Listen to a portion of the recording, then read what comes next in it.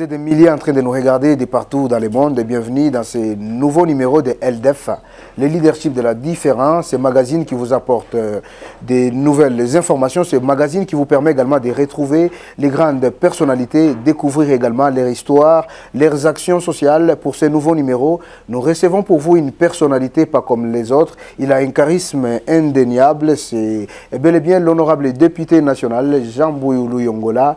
Il est élu de la circonscription de Kabalo, dans la province du Tanganyika, bien entendu. Il est l'ancien bâtonnier ou les bâtonniers honoraires, l'ancien conseiller de l'ex-président Joseph Kabila en matière de sécurité, avec qui nous allons échanger autour de différentes questions d'actualité. Soyez les bienvenus une fois de plus dans ce magazine. Nous les recevons, il est déjà avec nous. Honorable Jean Bouyoulou, bonjour. Merci d'être venu dans cette magazine.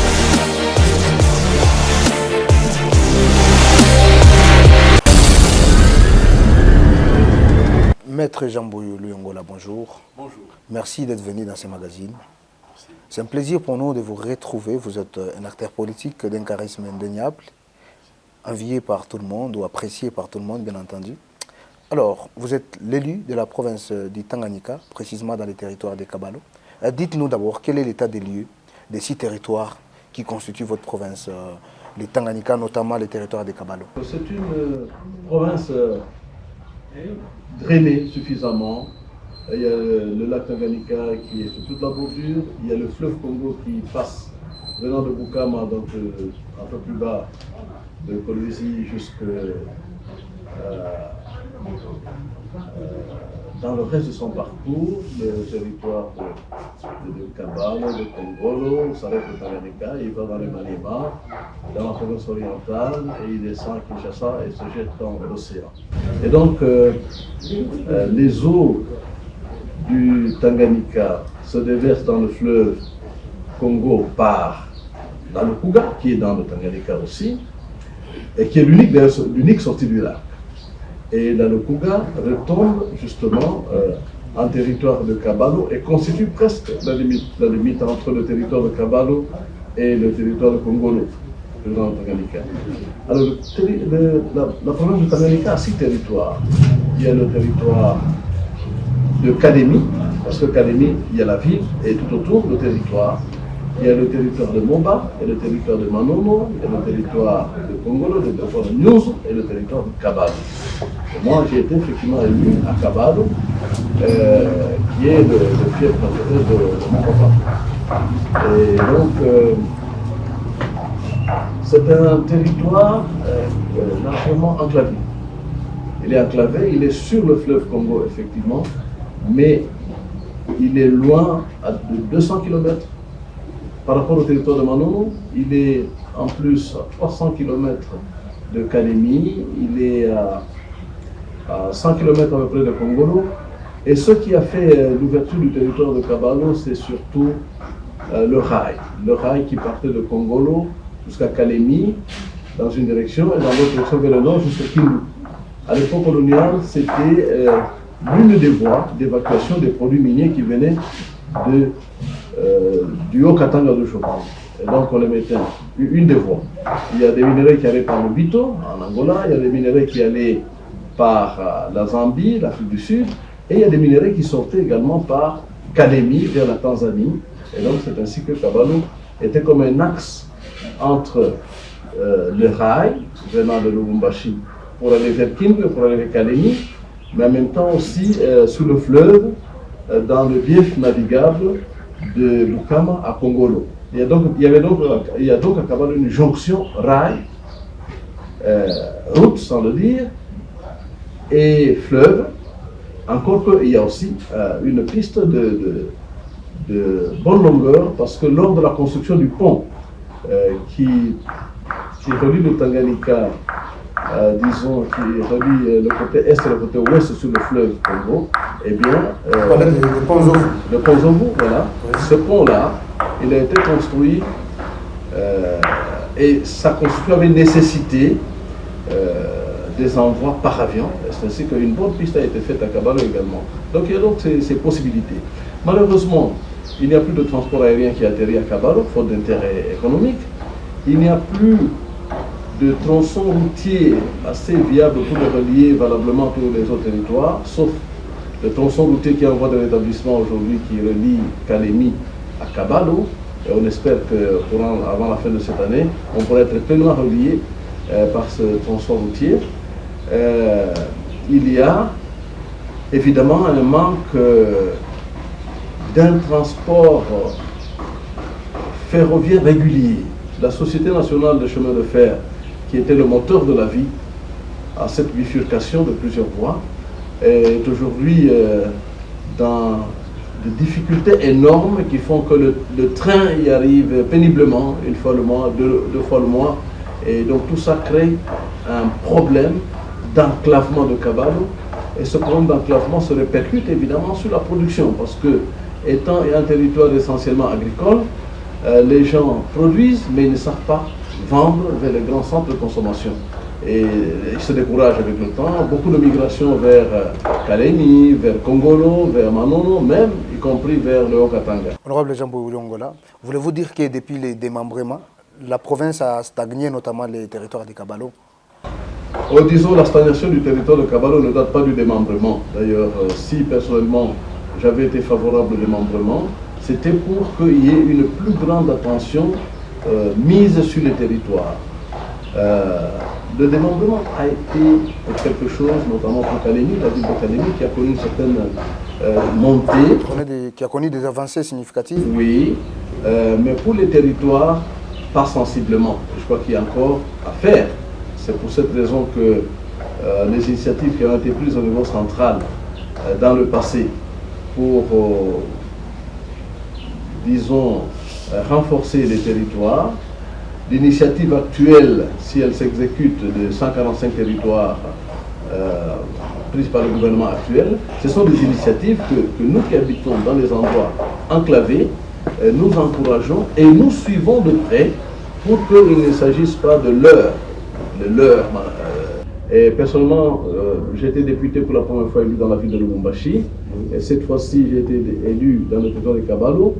Mais aujourd'hui, mon combat, c'est le combat de renforcement de la capacité des territoires. Notamment, justement, un territoire comme Kabalo, très enclavé, est le modèle de bien d'autres territoires dans différentes provinces qui sont réellement enclavées et qui ne reçoivent pas suffisamment d'attention de la part du gouvernement central de manière particulière, mais de la part non plus des élites que nous sommes. Les élites que nous sommes, qu'il s'agisse au niveau politique, au niveau de l'enseignement, au niveau technologique, au niveau du savoir, nous ne faisons pas attention à l'intérieur de notre pays. Nous avons la mini-satisfaction de vivre en ville et de croire que la ville résout les problèmes de tout le monde. La ville résout les problèmes, quelques-uns des problèmes des citadins. Que voulez-vous dire par là? Mais je veux dire que la tension budgétaire du pays n'est pas focalisée sur l'intérieur du pays, n'est pas focalisée sur le territoire. Quels sont les besoins du territoire? Quelles sont les priorités des territoires? Et d'ailleurs, je m'en plains parce que même dans le cadre de 145 territoires, il n'y a eu aucune incitation à une conférence, à des rencontres intra-territoires, pour que les gens disent quels sont réellement leurs besoins. Imaginez par exemple, on a décidé de ce qui serait prioritaire à Kabalo, mais l'élu de Kabalo n'est pas consulté. Honorable Jean-Paul Longola, croyez-vous dans les projets des 145 territoires? Je ne voudrais pas préjuger d'un échec. Lorsqu'un gouvernement décide qu'il va affecter des fonds à des parties du territoire national, la première chose à faire, le premier devoir, c'est de croire d'abord dans ce que le gouvernement offre. Il ne faut pas dire, oui, ça va échouer. Non, je n'ai pas. Moi, je n'ai pas besoin que ça échoue. J'ai besoin que ça réussisse. Alors, à ce moment-là, je ne peux pas banaliser la décision d'un gouvernement, c'est-à-dire des élites, une cinquantaine, une soixantaine, qui voient que ceci est bon pour le pays. Mais tant que c'est orienté vers les territoires, c'est-à-dire l'intérieur du pays, moi, j'y crois. Alors, j'espère qu'on ne va pas abuser de ma foi et de ma bonne foi de donner à cette décision gouvernementale, disons, une chance de réussite. Et je tiens à ce que cela réussisse parce que ce sera une des premières fois où on aura considéré sur le plan national tous les territoires au même moment en les dotant d'un budget. Même s'il y a des critiques à faire au niveau de l'affectation de ce budget. Il y en a qui ont dit oui, mais tous les territoires n'ont pas les mêmes problèmes, n'ont pas les mêmes besoins. Mais si au moins honnête, au moins honnête, de conférer à chaque territoire un budget précis qui est décidé par rapport aux besoins de ce territoire, par rapport aux urgences de ce territoire, eh bien, c'est ça déjà beaucoup. D'ailleurs, lorsque M. Laurent Désiré Kabila est arrivé, la première chose, c'était de créer des comités de pouvoir populaire, les CPP. Et les CPP, l'orientation était celle-là. Les habitants de chaque territoire décident de leurs urgences et de leurs besoins, et le gouvernement central affecte des budgets suivant les demandes des territoires. Malheureusement, avec la guerre qu'on a déclarée au pays, M. Laurent Désiré Kabila n'a pas pu, disons, appliquer son programme de CPP, qui était un programme qui n'était pas admis par ceux qui aiment le budget équilibré. Parce que le Fonds monétaire international, la Banque mondiale n'ont pas accepté le programme de CPP, qui est un programme qui a fait développer beaucoup de pays. Il disait le budget doit être équilibré, on ne peut pas conférer plus d'argent à un domaine qu'à un autre. Comme pour dire l'intérieur ne doit pas recevoir plus d'argent que d'autres secteurs. Pourtant, c'est ce système qui a fait développer beaucoup de pays, notamment les pays socialistes qui sont venus en retard dans l'arène de nouvelles technologies. Pourquoi? Parce qu'ils ont fait des budgets où on conférait l'argent aux urgences du pays. Pas des budgets équilibrés où on saucissonne l'argent en donnant un peu à tout le monde. Alors, les économistes de l'école occidentale, qui sont pleins dans ce pays, n'ont pour souci que des budgets équilibrés. Parce que la Banque mondiale et le Fonds monétaire disent il faut avoir un budget équilibré. Mais le budget équilibré, vous n'avez déjà pas assez d'argent, comme notre pays, la République démocratique du Congo. Nous n'avons pas assez d'argent. Vous allez nous demander de prendre de peu d'argent, de le saucissonner entre plusieurs domaines. Mais quand est-ce que vous réunirez un montant pour booster un secteur? Donc c'est pour ça que l'initiative de faire 145 territoires au même moment, de décider d'un budget pour ces territoires-là, est quelque chose de positif. Mais il faut que cela soit exécuté, que ce ne soit pas un bluff. Alors, honorable Jean-Bouilly Longola, puisque vous êtes optimiste face au projet de développement des 145 territoires, selon vous, natif des Kabalo ou originaire des Kabalo, élu des Kabalo également, c'est quoi les remèdes pour développer les territoires des Kabalo? Ben, une question vaste comme un océan. Que faut-il pour développer nos 145 territoires, dont mon territoire de Kabalo? Il y a d'abord les choses basiques. C'est que le président Joseph Kabila avait inscrit dans ce qu'on appelle les 5 chantiers. Vous ne pouvez pas développer un territoire si d'abord les gens ne sont pas en bonne santé. Un premier élément, c'est la santé des gens. Par la santé, que voulez-vous dire par la santé? C'est-à-dire qu'il faut qu'il y ait l'hôpital assisté par le gouvernement. Il faut un hôpital. Et cet hôpital, comme dans le modèle actuellement pratiqué par le ministère de la Santé nationale, cet hôpital du territoire, qu'on appelle l'hôpital général de référence, et a des sous-branchements dans les groupements ou les chefferies, le secteur. Et dans ces sous-groupements-là, il y a chaque fois des dispensaires, ou communément qu'on peut appeler dans les grands centres, des centres de santé, ou dans des endroits beaucoup plus reculés, des postes de santé, de sorte à permettre que les cas qui ne peuvent pas être résolus au niveau des postes de santé remontent vers les centres de santé, et de là vers l'hôpital général de référence, qui est censé justement avoir suffisamment d'équipements, de matériel pour accueillir les cas les plus complexes. Et récemment, par exemple, faute d'un territoire viable et faute d'un hôpital également viable, j'ai été obligé, au lieu d'amener chaque fois des malades à Lubumbashi ou à Kinshasa, j'ai été obligé de négocier avec une ONG américaine qu'on appelle Upright Africa pour que des équipes médicales venant du Kivu, venant du Lualaba, du Haut-Katanga, descendent dans le Tanganyika. Et ils sont descendus pendant un mois, ils ont consulté, ils ont soigné et ils ont procédé à des opérations chirurgicales où plus de 300 personnes ont été opérées de goitre, de hernie, de kyste, de myome, ainsi de suite. Donc, différentes maladies. Avec votre subvention ou... Oui, ma subvention personnelle, là, évidemment, avec le concours de la République à travers la sécurisation et des personnes et des biens, des matériels importants qui ont été amenés pour arriver à cet objectif. Mais ça veut dire quoi? Même eux-mêmes ont constaté, après avoir opéré plus de 300 personnes, qu'il y avait encore énormément de monde qui venait à Kabalo, venant de Congolo, de Nyuzu, de Kabongo, de Manono, si bien qu'ils se sont d'ailleurs déportés après sur Manono. Mais ils ont constaté que, ils m'ont dit, l'étranger là m'a dit, en fait, l'État abandonne sa population. Comment ça? Il dit, je ne comprends pas qu'il y ait des maladies qu'on peut soigner en une semaine. Il y a des choses qu'on peut faire en 2-3 jours. Mais pourquoi ces gens-là ne bénéficient pas de cette présence de l'État? Qu'est-ce qui bloque? Qu'est-ce qui bloque? La gestion, d'une part, mais également, ne nous voilons pas la face. Ce qui bloque, c'est la modicité des revenus nationaux. Imaginez-vous ce qui a été publié l'année dernière comme revenu des pays d'Afrique centrale. Le premier, l'Angola, 54 milliards par an. Budget 2020. Budget effectif. À côté, la Tanzanie, 27 milliards de dollars. Congo-Brazzaville, 18 milliards de dollars. Le Rwanda, 13 milliards de dollars. Le Congo-Kinshasa, 7 milliards de dollars de budget annuel effectif en 2020.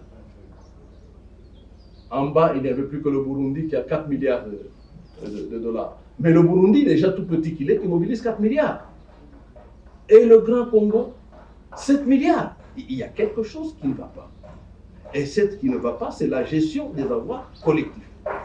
Et cette gestion doit et se doit de s'améliorer. Doit être améliorée. Que faire pour remédier à ça? Donc pour remédier à ça, il faut justement une bonne gestion, comme dans le sens défini dans la conférence qu'on appelle le Forum pour l'unité et la réconciliation du Katanga, ou des Katangais. Il faut susciter que là, il y a production des revenus, qu'il y ait aussi un accompagnement de gestion valable.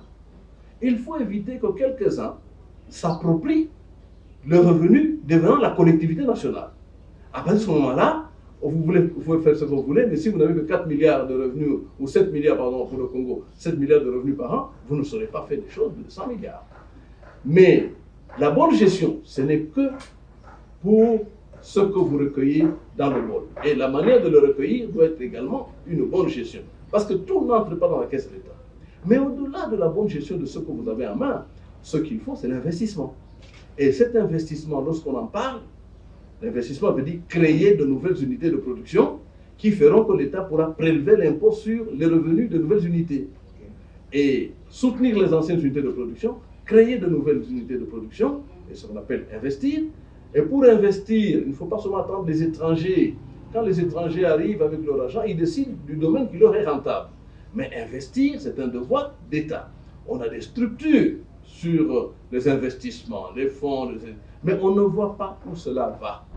Mais évidemment, une question générale sur l'investissement, c'est la sécurité juridique des investisseurs. Tu ne vas pas foutre ton argent là où chaque jour on tue les gens et tu risques même d'y mourir quand tu vas inspecter ton unité de production. Donc, il y a des conditions sécuritaires, il y a des conditions de gestion étatique qui doivent conduire à ce que l'assiette fiscale soit élargie. Depuis la colonisation, n'a pas connu d'élargissement substantiel.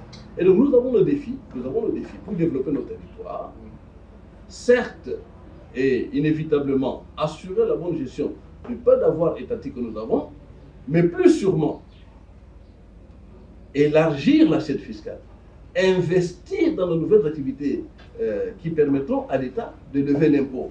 Et il n'y a pas une solution proprement cabalo.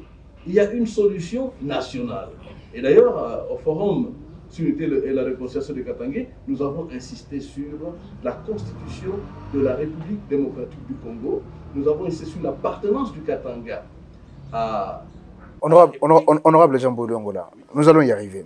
Puisque vous parlez des investissements, dites-nous, qu'avez-vous déjà investi ou qu'avez-vous déjà fait dans votre territoire, qui est le territoire de Kabalo et en général dans votre province qui est le Tanganyika?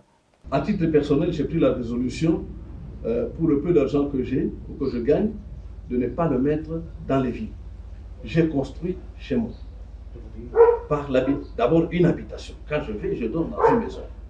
J'ai fait un puits et par le système solaire, le puits peut remonter de l'eau dans une citerne et peut les mettre dans une maison. J'ai, grâce au système solaire, électrifié la maison. Est-ce que cela profite à la population? Écoute, au-delà de ça, quand j'ai vu que tous les invités dans le territoire devaient demander de venir dormir chez moi, parce que je ne suis pas tout le temps, je suis j'ai dit, je vais élargir cette capacité de logement. Je l'ai élargi à peu près à une dizaine de chambres. Ceux qui viennent parfois participent aux charges. Et le reste du temps, il n'y a pas de gens, je prends en charge cela. Comme une dimension d'accueil d'abord. Vous n'allez pas espérer avoir des investisseurs dans votre village, dans votre territoire, si ils ne peuvent pas dormir, ne fût-ce que dans le minimum de conditions de là où ils dorment. C'est-à-dire avoir une toilette adéquate, avoir de l'eau. Ce n'est que ces choses élémentaires par lesquelles il faut commencer. Savoir quelqu'un, comment il va dormir. Nous sommes dans un territoire très habité par les moustiques. Et donc il faut des nets, de toiles moustiquaires. Non seulement aux fenêtres, il faut une toile à l'intérieur, donc sur le lit, au niveau du lit. Donc il faut que tous ces détails au départ soient effectifs pour qu'on parle investissement. Et moi, j'ai commencé par là. Ensuite, j'ai commencé par soutenir l'hôpital général. Et je continue jusqu'à ce jour à soutenir cet hôpital. Cet hôpital qui n'a que 3 médecins, alors qu'on y en a affecté une dizaine. Les jeunes gens, nos enfants qui terminent les études en ville, quand on les affecte à l'intérieur, ils fuient l'intérieur.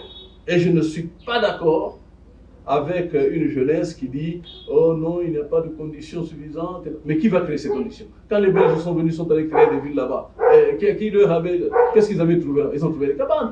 Donc nous ne pouvons pas aujourd'hui nous abriter, être content d'être abrités dans des maisons coloniales pour lesquelles on se fait des procès, on guerroie là-dessus, et nous oublions que chez nous au village, nous sommes à 1/1000 de cette condition-là. Donc commençons d'abord par chacun établir une condition minimale chez nous au village. Prenons l'habitude d'y aller, c'est-à-dire prenons le congé pour aller avec femmes et enfants dans nos villages. Enlevons de la tête l'idée qu'il y a des sorciers, qu'on va tuer, qu'on va nous manger. Ça, ce sont des histoires pamba. On ne peut pas faire des choses comme ça.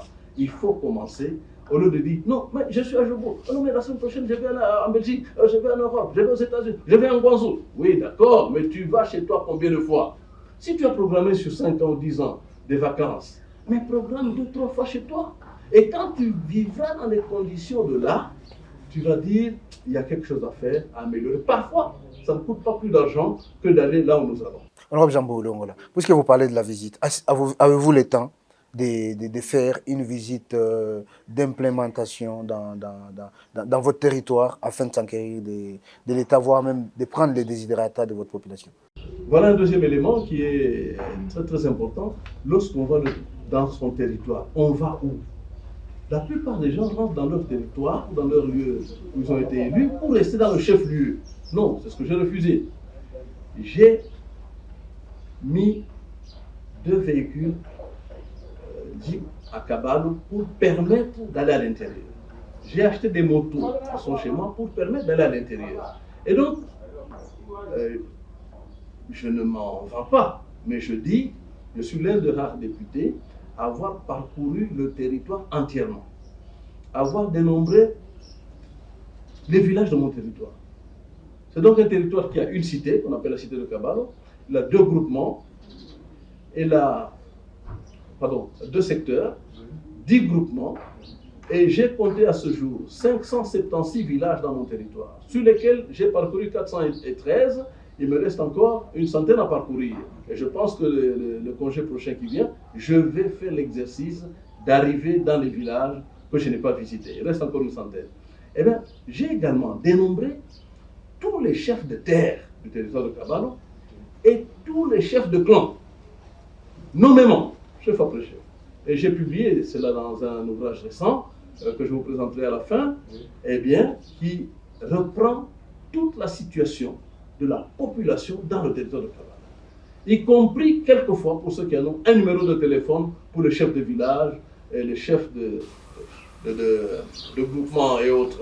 Mais ce qui m'a surpris, moi-même, c'est que je n'ai jamais su que les chefs de groupement n'étaient pas les chefs de terre. La plupart des chefs de groupement ne sont pas chefs de terre. Comment expliquer? Et il y a des chefs de terre que les chefs de groupement respectent comme tels. Et même les chefs de chefferie. Ils respectent la condition de chef de terre. Et même lui, le chef de groupement, quand il veut aller dans une terre donnée, il appelle d'ailleurs Bononkuru, donc le titulaire de cette terre-là. Ils ont des délimitations traditionnelles. Et tous les chefs de terre et les chefs de clan, ils ont du sens, du lumbi, c'est-à-dire une phrase qui définit leur situation et qui est toujours différente d'une terre à une autre ou d'un clan à une autre. Donc ça veut dire qu'il y a à découvrir lorsqu'on visite nos villages. Et personnellement, j'ai fait cet effort. J'ai fait cet effort, Dieu m'a béni. J'ai pu visiter les 3/4 du territoire, il me reste encore le 1/4. Mais j'ai pu également dénombrer et rencontrer chacune de ces personnalités locales, villageoises, dans son village. Et j'ai rencontré chez eux aussi beaucoup de cœur et beaucoup d'amour. Parce que tu arrives, ils te font des présents avec ce qu'ils ont. C'est l'arachide, c'est le maïs, c'est le manioc, c'est les poules, c'est les chèvres. Et ils t'apportent. Tu dis, ah, tu es venu chez nous, voici ce que nous t'avons réservé. Honorable Jean-Boulou Angola, puisque nous parlons de vos réalisations, vos tournées dans votre territoire, nous allons retourner du côté de la technique pour prendre d'abord cet élément et puis nous revenons juste après.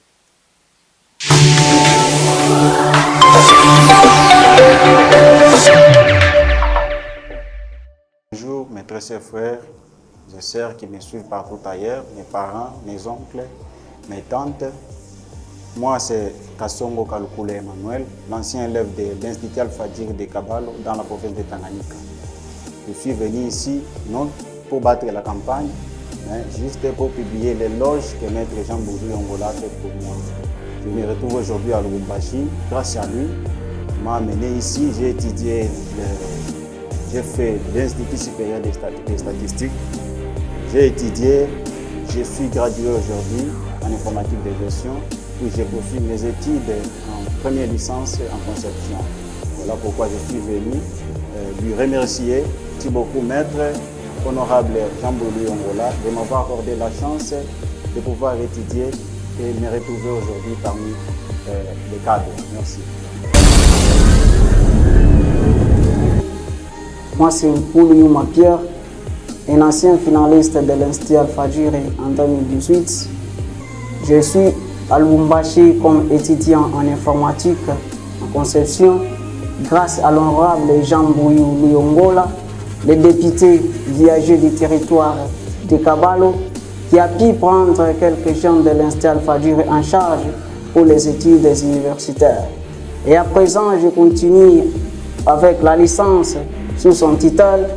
Vraiment, très cher député Jean Bouyou, je te remercie et je dirais que tu seras et tu es le député viager du territoire de Kabalo aussi le plan national. Je remercie encore toute l'équipe qui accompagne l'honorable Jean Bouyou Angola dans son objectif. Moi, c'est Kouloum Sopowa Ilunga. Je suis ici à Lubumbashi grâce aux efforts fournis par l'honorable Jean-Boulou Angola. Il est le seul député de chez nous qui a toujours l'habitude de soutenir les jeunes finalistes. Je suis aujourd'hui gradué en informatique de gestion grâce à lui. Bientôt, l'année prochaine, je serai licencié en réseau informatique grâce toujours à lui. Il est l'unique député de chez nous. Vraiment, c'est l'homme selon la volonté de Dieu. Voilà, honorable Jean-Boulou Angola, nous venons de suivre cette petite vidéo, Caution, la preuve, une rubrique de cette émission. Nous avons suivi les élèves ou les étudiants, les anciens élèves de Kabalo, aujourd'hui étudiants, d'autres déjà diplômés, qui sont en train de vous apprécier, de parler de vos actions sociales. Que retenir de cet acte de générosité? C'est quoi les motivations? Disons, la motivation principale, elle est humaine. On ne peut pas être heureux tout seul.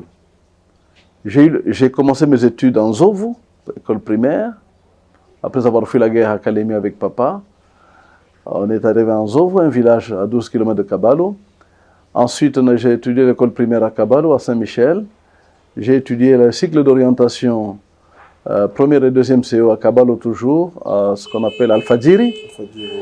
Et je suis venu continuer grâce à la famille, papa et les membres de famille, à Lubumbashi, chez les Salésiens, au collège ou institut à l'époque, Ima Kafubu. Après quoi, après le diplôme d'état littéraire, je suis allé à Kinshasa faire le droit. Et après, le niveau post-universitaire, je l'ai fait aux États-Unis d'Amérique. Et je suis revenu au pays. Alors, j'ai du mal à comprendre et à voir beaucoup de jeunes gens rester à Kabalo sans issue. Et pas seulement à Kabalo, mais même dans toute la région, même ici à Lubumbashi, il y a des jeunes gens. Souvent, ils ont le diplôme d'État et après le diplôme d'État, ils ne savent que faire. Ils deviennent enseignants. Mais les années passent. Les D6 restent à un niveau primaire comme enseignants. Alors ceux qui ont fait les graduats, ceux qui ont fait la licence, eh bien, ils ont la possibilité d'aller devant, au-delà, et de devenir leur chef. Alors le risque, c'est quoi? C'est d'avoir une base constituée de gens qui ne peuvent être que de seconde zone, que de second rang. C'est pour ça que j'ai dit, il faut, pour aider ces jeunes, il faut nécessairement leur donner la possibilité d'avoir un diplôme de graduat, un diplôme de licencié. Malheureusement, quand tu fais ce plan, il y a aussi des parents qui ne savent pas faire étudier les enfants au niveau primaire, il y en a qui ne savent pas les faire étudier au niveau secondaire. Eh bien, tu es parfois obligé d'accepter l'un ou l'autre à ce niveau-là, et c'est ce qui arrive d'ailleurs souvent. Alors, vous faites quitter les enfants qui se distinguent dans votre territoire pour les envoyer à Kinshasa, à Lubumbashi. Est-ce une manière de préparer la relève? Oui, une façon de préparer la relève et leur donner une chance, parce qu'eux aussi, une fois qu'ils auront occupé cette position-là, ils pourront aider bien d'autres gens. Et donc, c'est important que nous puissions consacrer cette attention à la jeunesse, à notre future génération, parce que c'est ça qui va sauver le territoire, c'est ça qui va leur permettre demain d'être aussi des interlocuteurs de leur territoire, de leur province, de leur pays, par rapport à d'autres. Puisque vous avez évoqué tout à l'heure les projets des 5 chantiers initiés par l'ex-président Joseph Kabila, vous avez parlé de la santé, là nous parlons de l'éducation. Dans votre ouvrage, est-ce à Kabalo, la majorité d'enfants est-elle scolarisée? Non, Kabalo a un taux très faible de scolarisation. C'est dû à quoi? Dû à l'enclavement notamment, dû aussi, même pour ceux qui sont scolarisés, dû au manque de qualification des enseignants notamment. C'est pour ça que, outre le fait qu'il faut aider les enfants qui ont fini les humanités à venir étudier vers le Lubumbashi ou vers Kinshasa, il y a en plus la nécessité de renforcer le niveau des enseignants à Kabalo même. Et c'est pour ça que, puisque le gouvernement central a créé une division de l'enseignement, une deuxième division dans le Tanganyika, j'ai soutenu cette initiative pour que les enseignants bénéficient de multiples formations, de visites d'inspection, pour qu'ils s'améliorent dans leur enseignement. Et c'est très important. Et chaque fois que j'y vais, j'essaye de donner conseil aux nouveaux responsables de la division de l'enseignement, tout comme ceux du domaine professionnel, ceux du domaine également de SECOP, pour qu'ils travaillent en harmonie, que cette mission-là du gouvernement central réussisse. Sinon alors, il y a comme des guéguerres de niveau entre des responsables moins outillés que des enseignants dans certaines écoles, et ça crée comme un choc entre les deux, une incompréhension qui n'a pas sa raison d'être. Tous, nous devrions contribuer à la bonne éducation, à la bonne formation de nos enfants. Je suis moi-même professeur d'université. Je suis tout heureux de rencontrer à l'université des enfants qui ont une certaine capacité, qui ont un niveau. Je dis, voilà, celui-là, il comprendra facilement. Mais quand vous êtes devant des jeunes universitaires qui ont du mal même à parler français, qui ont du mal à écrire une page en français, mais c'est vraiment pénible, pénible, parce que parfois je prends les copies, je montre à mes enfants qui sont aux humanités, ils corrigent les fautes, alors qu'eux-mêmes étudient en anglais. mais il corrige les fautes en français. Alors, tu es devant un étudiant qui est censé être l'élite, mais qui n'a pas le niveau. C'est ça, la raison d'être de cette attention à l'enseignement. Il est primordial que l'enfant aille à l'école, mais il est encore plus important que l'enseignant qui va former cet enfant soit formé, soit informé et soit à mesure qu'il mérite sa position. Bon, certes, avec des enseignants, des problèmes de salaire, il y a des problèmes de non-payés, de NU, bon, il y a un tas de problèmes pour lesquels aussi j'ai constitué toute une équipe à Kinshasa de 3 éléments pour faire le suivi au niveau du secrétariat général de l'enseignement, pour que tous ceux qui sont dans les écoles tous les enseignants puissent être payés, qu'ils puissent être dans une condition normale, qu'ils aient un numéro matricule, qu'ils aient un salaire lorsqu'ils ont un numéro matricule. Et on est aidé ici à Lubumbashi par Maître Moulongo qui est ici. À Kabalo même, je suis tout le temps en contact avec les responsables de l'enseignement primaire et secondaire. Et à Kinshasa, j'ai une équipe de 3 personnes qui fait le suivi parce que, disons-le, d'abord l'enseignement à Kabalo, c'est la seule activité qui amène de l'argent à Kabalo. En termes de paiement, c'est 18 millions de francs congolais par mois qui arrivent. Et merci au gouvernement central parce que cet argent arrive tous les mois. Il y a des problèmes du lieu où on doit être payé de la banque. On dit qu'il faut la TMB, c'est à 100 km, il faut aller à tel endroit où, je ne sais pas maintenant, ils ont pris d'autres structures de paiement qui ne sont pas toujours chaque fois performantes, mais c'est nécessaire, tantôt Caritas, tantôt TMB, tantôt encore une agence financière de Kinshasa qui a ses démembrements en province. Donc, c'est important que ces gens reçoivent leur salaire. En tant qu'enseignant, ça les stimule. De toute façon, c'est leur gagne-pain. Et c'est important que ces missions de formation à l'intérieur continuent.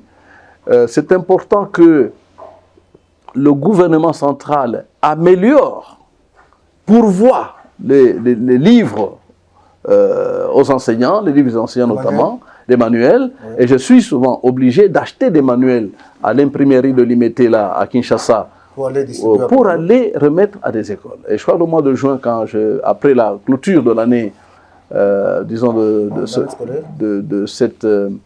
ce trimestre parlementaire, eh bien, je descendrai de nouveau avec des choses, parce qu'au lieu d'attendre que le gouvernement fasse, quelquefois, on s'arrache un peu les cheveux, on prend ce qu'il y a et on va avec.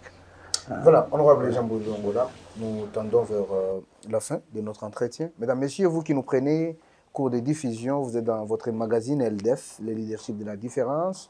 Nous recevons pour vous une personnalité qui a un charisme indéniable, bien entendu, un acteur politique, député national élu de Lubumbashi il y a quelques années, élu de Kabalo en 2018 dans la province dite Tanganyika. Il s'agit de l'honorable Jean-Bouy Angola. Il est le bâtonnier honoraire, professeur des universités, ex-conseiller de l'ex-président Joseph Kabila en matière de sécurité, avec qui nous sommes en train d'échanger autour de toutes ces questions importantes, notamment les questions liées à son territoire, qui est le territoire de Kabalo. Voilà, honorable Jean-Bouy Angola, vous avez évoqué tout à l'heure la question de 5 chantiers dans votre territoire. Parlant des infrastructures, aujourd'hui dans les territoires de Kabalo, les routes en délabrement très avancées. Ça vous inquiète? Oui, ça m'inquiète beaucoup parce que chaque fois qu'il faut aller à Kabalo, il faut réfléchir 3 fois pour savoir quelle route on va emprunter. Y a-t-il un train qui va y aller? Alors on se rue d'aventure sur l'un des trains. Vous savez quand vous partez, vous ne savez pas quand vous arrivez. Et les déraillements se multiplient aussi. Oui. Les véhicules, oui, il ne faut pas compter seulement sur les véhicules. Hein. Il faut avoir en conscience la formule AMP. Avion, moto, pirogue. Il faut être prêt à prendre donc tous ces transports de jour comme de nuit. Hein, la moto, par exemple, facilite énormément de déplacements, même dans des coins les plus reculés. Eh bien, bon, parfois avec l'âge, on s'en sort avec un dos ou une hanche qui fait un peu mal. Oui. Eh bien, voilà, c'est de bonne guerre. Alors, puisque vous avez le pouvoir d'interpeller les gouvernements, qu'avez-vous déjà fait par rapport aux maux qui rongent le territoire des Kabalo? J'ai participé aux interpellations de tous ceux qui sont préoccupés par la condition de nos villages. Et je dois vous dire que 70% des députés viennent des milieux ruraux, complètement ruraux, des territoires. Okay.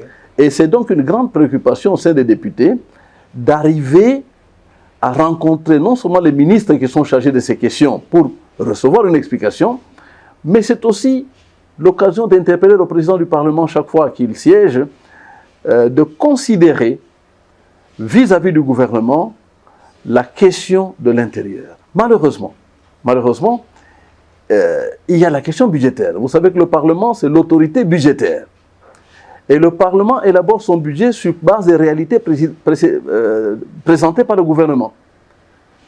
Et quand le gouvernement vous présente ce qu'il peut avoir en compte, c'est-à-dire, comme il y a 2 ans, ce n'était que 7 milliards de dollars, sur des besoins qui sont entre 30 et 40 milliards de dollars par année, au minimum, eh bien, vous, l'autorité budgétaire, vous manquez de poids, vous manquez d'objection. Parce que le gouvernement vous dira, oui, donnez-moi ces moyens-là, dites-moi comment je peux gagner cet argent-là, pour que moi, je puisse programmer tous vos besoins. Donc, il y a comme une sorte d'interaction entre l'action gouvernementale et l'action parlementaire, à laquelle il faut ajouter aussi l'action judiciaire. On dit qu'il faut améliorer les revenus de l'État, mais c'est l'exécutif, donc le gouvernement, qui doit trouver ces moyens, mais c'est le législatif qui doit définir ces moyens dans ses lois. Et ceux qui manquent à respecter les lois, eh bien c'est le judiciaire qui doit les forcer, qui doit les punir. Toute cette interaction n'a pas conduit à ce qu'on ait plus de revenus jusqu'à ce jour.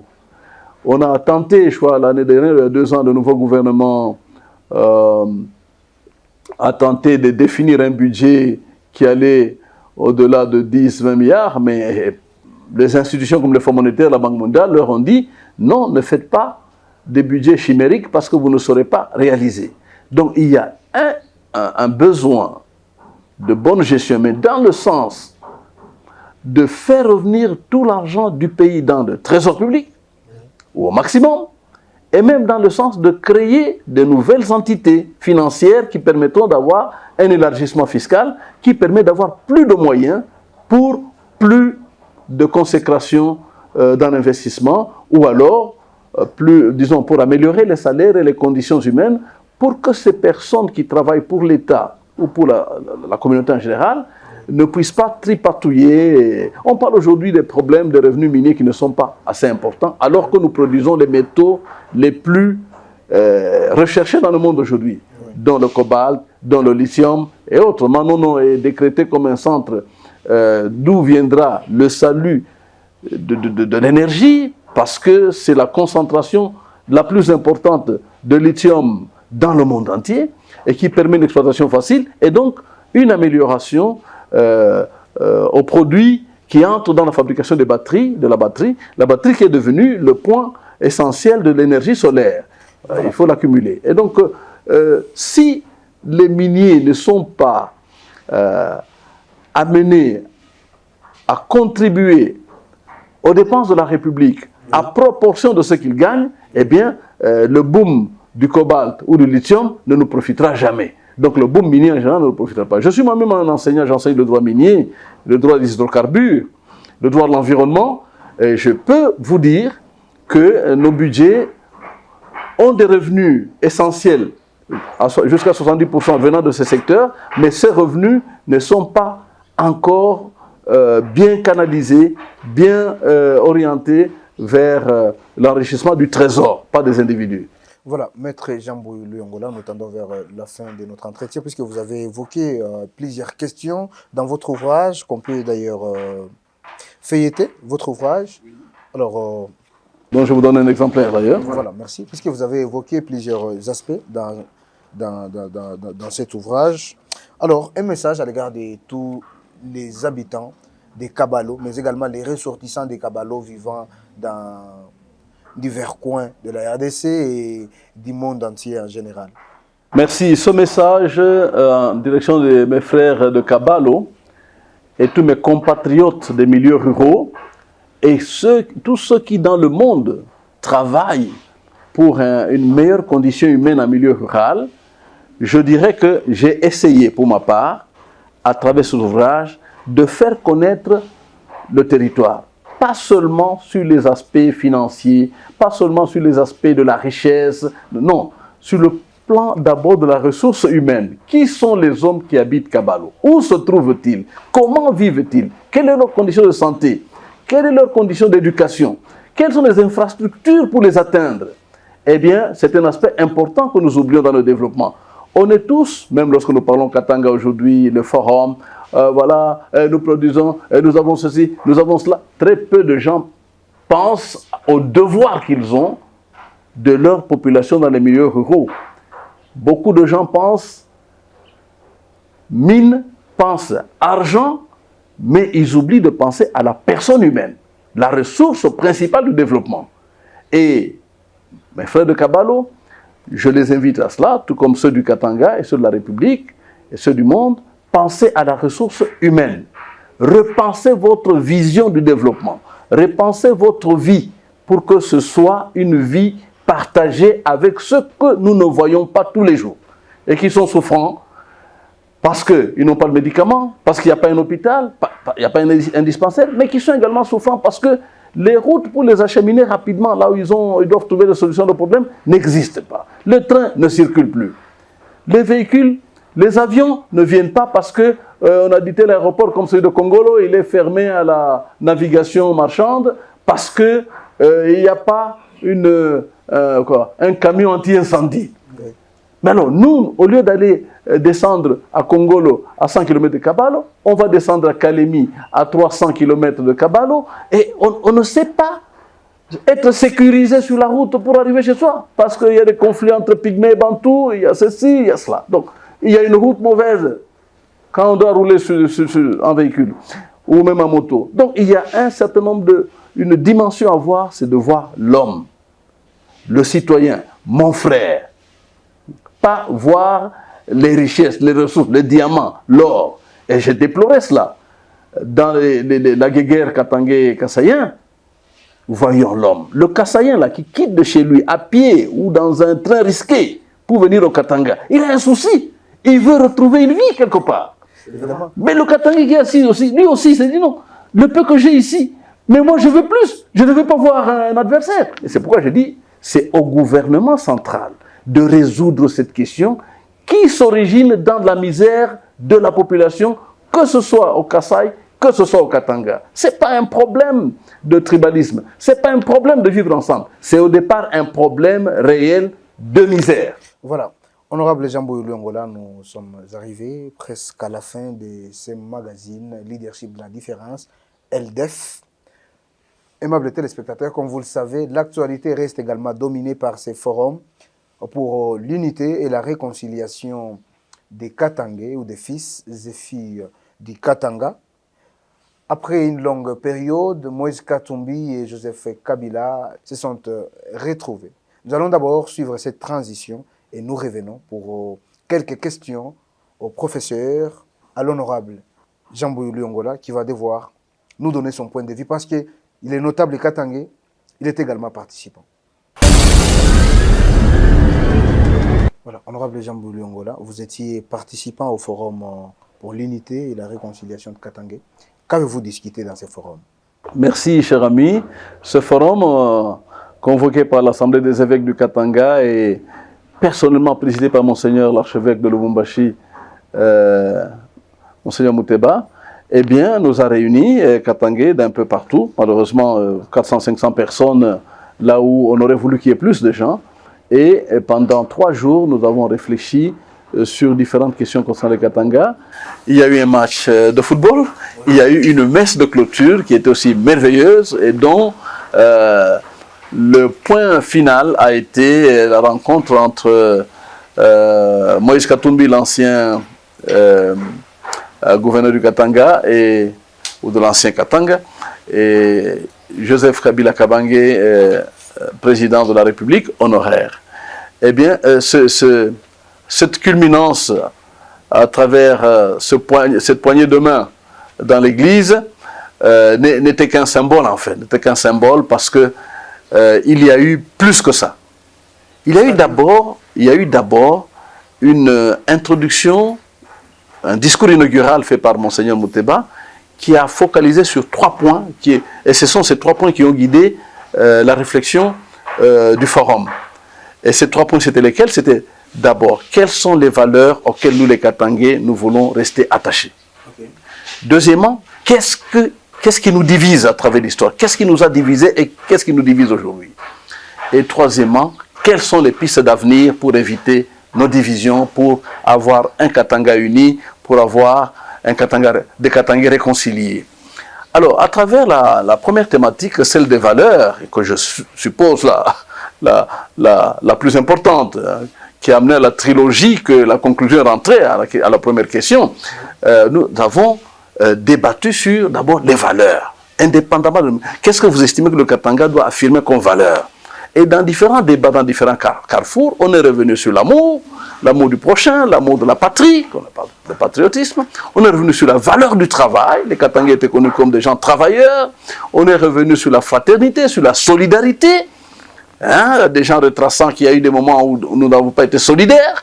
Eh bien, il y a eu une redécouverte des valeurs. Et on a dit ces valeurs, ce sont ce que nous devons incarner comme Katangais. Pas Nico Katangais, mais... Tu ne représentes rien. Alors, êtes-vous satisfait de ce forum? Oui, ce forum, bien sûr. Je dirais que la découverte par chacun de l'obligation d'incarner des valeurs a été un moment très important et très fort. Et nous avons également dans ce forum, ce qui était majestueux, c'est d'avoir dit, si nous voulons parler des valeurs de Katangais, il faut inviter les chefs coutumiers. Et les chefs coutumiers étaient là, les grands chefs. Et ces grands chefs nous ont rappelé, attention, il n'y a pas que vous, l'Afrique d'aujourd'hui. Il y a l'Afrique avant la colonisation. Et l'Afrique après la colonisation. Et un fait fondateur du Katanga a été qu'un Katangais, à un moment donné, a dit non à la colonisation. Il s'agit de Msiri, qui a été tué par un Belge, Botson, et que les autres Katangais ont tué. Le capitaine belge. Pourquoi? Parce que Botson a intimé l'ordre au chef Msiri, au nom du roi des Belges, de se laisser soumettre par la Belgique. Et le chef Msiri, le roi Msiri, même si on dit qu'il est venu de Tanzanie, c'est des migrations historiques, eh bien il a dit non, je ne peux pas me soumettre à un étranger. Je suis Msiri, je suis sur la terre africaine, je ne peux pas me soumettre à un Européen. Et on a tiré sur lui, et il est tombé, ces hommes aussi ont tiré sur ce militaire belge qui est mort en disant « Vive le roi, vive le roi, vive le roi ». Et de là, malheureusement est entrée la tombée en quelque sorte du Katanga dans les mains de la Belgique. Et donc la date de la mort d'Msiri est une date très importante qui ne devrait pas être éludée. Qui semble être oubliée. On dit le 11 juillet, la sécession katangaise. Mais la sécession katangaise était l'œuvre des Belges. Mais la date de la mort d'Msiri, c'est l'œuvre de l'Africain. L'œuvre d'un Africain qui a dit non à la colonisation. Et il a été tué, il a accepté sa mort parce qu'on lui intimait l'ordre de quitter son palais royal et d'aller où il voulait. Il a dit, je ne quitterai pas, je laisse. Et il est venu devant sa maison avec ses armes à la main. Honorable Jean Boulion, oui. Puisque les forums, l'intitulé du forum, Forum pour l'unité et la réconciliation des Katangais. Est-ce que les Katangais étaient-ils divisés ou avaient un conflit d'intérêts? Dans la période avant la colonisation, il y avait des royaumes et leur validité avec leur pouvoir, leur économie, ainsi de suite. Et ils n'étaient pas nécessairement en conflit. C'était des royaumes qui vivaient. D'ailleurs, une des choses soulignées qui est négative et par la colonisation et la période post-colonisation, les chefs se plaignent. Vous nous avez arraché les terres. Vous nous avez pris le pouvoir, y compris le pouvoir de police. Nous ne pouvons même pas juger aujourd'hui nos propres gens selon les traditions. Mais vous nous laissez quoi? Ils ont réclamé qu'on leur reconnaisse la dignité de chef, qu'on leur remette une partie des compétences spoliées par la colonisation et malheureusement reconduites par les Congolais que nous sommes, donc l'élite que nous sommes. Nous avons oublié ces chefs-là. Et nous ne pouvons pas aller vers l'unité, nous ne pouvons pas aller vers la réconciliation sans prendre en compte la demande essentielle de nos chefs traditionnels parce qu'ils ont apporté des valeurs qui les ont caractérisés et qui n'étaient pas des conflits à tout moment, non. C'était chacun dirigé. Il y avait l'Empire Luba, il y avait l'Empire Lunda, il y avait toute la civilisation de Lupemba dans le Katanga ancien. Et toutes ces choses nécessitent qu'aujourd'hui, lorsque nous réexaminons l'histoire, nous puissions nous réconcilier avec eux. Mais aussi, il y a eu des dissensions en l'histoire, en 60 par exemple, au niveau de la province. Sendwe d'un côté, et Tchombe de l'autre côté. Tchombe proclame la sécession katangaise, et il dit nous sommes les Katangais. Un homme comme Sendwe, après qu'ils aient été amis après, il dit non, on ne va pas aller en sécession, on ne va pas quitter la République démocratique du Congo. Nous devons rentrer. Donc un nationaliste contre un séparatiste. Eh bien, cette guerre entre les deux a culminé à un moment donné par, ils se sont mis ensemble, ils se sont réconciliés, comme on l'a vu à l'église. Eh bien, et de là, ils sont rentrés au gouvernement central. Et Tchombe a été nommé Premier ministre du gouvernement central jusqu'à ce qu'il a été tué, évidemment, par le coup d'État, les prédécesseurs du coup d'État que Mobutu a fait après. Donc, il y a eu un exemple de guerre entre les Katangais et un exemple de réconciliation entre Katangais. Il y a eu, depuis quelques années, la question a été évoquée à ce forum, les dissensions entre d'un côté le camp Kabila et le camp Moïse Katumbi. Eh bien, le forum a souhaité qu'à l'exemple des anciens, à l'exemple de nos chefs traditionnels, à l'exemple de Sendwe et Tchombe, qu'il y ait cette réconciliation-là. Eh bien, nous n'avons plus voulu continuer à nous pointer du doigt qui a raison, qui a tort. Eh bien, vous avez vu devant tous, vous avez vu l'image, la poignée de main qui est intervenue. Nous pensons que cette poignée de main, c'est un début, c'est un point de départ pour reconstruire une unité et une réconciliation entre Katangais. Et c'est pour cette raison également qu'il a été proposé que le nom Katanga soit rattaché aux différentes entités qui ont été démembrées qui étaient des districts, qui ont été démembrés en province. Ce n'est pas des grands Katanga, on parle du Katanga. Quand on parle du Katanga, sans grand Katanga. Ce n'est pas une manière de singulariser les Katanga ou d'inciter la population à réclamer l'indépendance? Non, pas tout à fait. C'est-à-dire aujourd'hui, la compénétration entre ce qui est Katangais ou ce qui est Katanga et la République démocratique du Congo est une réalité inextricable. Ça reste lié. Nous sommes un Katanga grand et fort parce que nous sommes dans une République démocratique du Congo qui doit également être grande et forte. Mesdames, Messieurs, nous sommes arrivés pratiquement à la fin de ce magazine LDF, le leadership de la différence. Mais avant de nous quitter, suivons d'abord cette transition.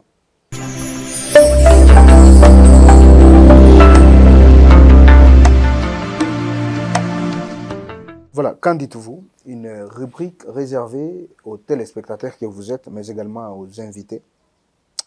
Honorable Jean Bouli Angola, vous allez nous répondre par oui ou non. Honorable Jean Bouli Angola, est-ce que ça vous réjouit lorsqu'on vous glorifie pour un don ou une action menée en faveur de la communauté? Non. Honorable Jean Bouli Angola, vous étiez participant au forum pour l'unité et la réconciliation de Katanga. Peut-on espérer voir les camps Kabila soutenir Katumbi en 2023? Prématuré. Honorable Jean Bouli Angola, puisque vous croyez à un Congo prospère, un Katanga uni, oui ou non, le Katanga restera un et indivisible? Oui. Et pour finir, quelle est votre discipline sportive préférée? La marche. Pourquoi? Pour refaire la santé, ne pas laisser dormir les nerfs et les nervures. Voilà, mesdames, messieurs, ça sera la fin de ce magazine. Vous étiez des milliers en train de nous regarder de partout dans le monde. Au revoir et à très très bientôt sur vos antennes.